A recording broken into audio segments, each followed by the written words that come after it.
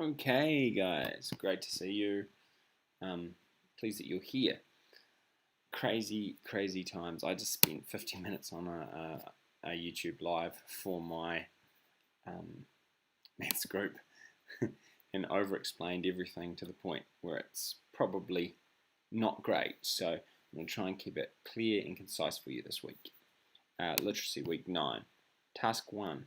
Does it look familiar? It should. It's the exact same as task 1 last week. The only difference is you're doing these spelling words. You choose whether the easy option or the hard option is good for you. But at the end of the week, on Friday, as well as posting, you have to post test results.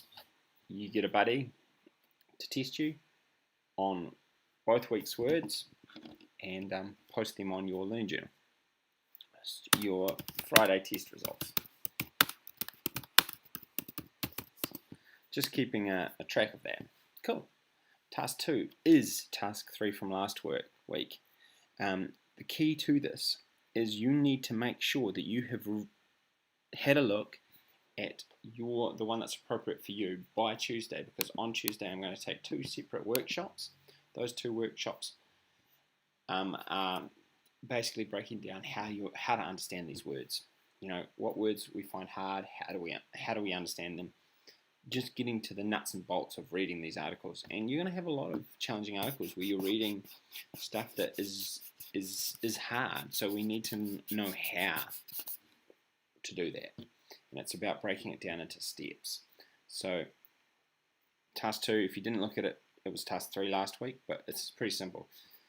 You've got 2 pieces of reading. You only have to read the one that is appropriate for your group. And before Tuesday, you're not having to read it. You're going to have to scan it and find all the hard words that you've found hard and get a list of synonyms for it. And the synonyms, how you can do that is if you find a word hard,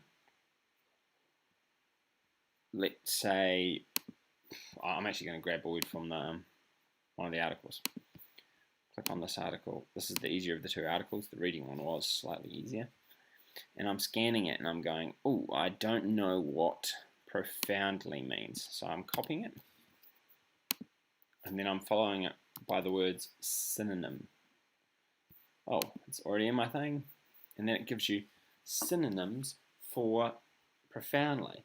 So what you're going to do is you're going to, on a list, basically on one side, you're going to write down the hard words. You don't have to know what they are. You don't have to understand them. We're going to do them as a group. But you're going to write down at least a couple of synonyms for it as well.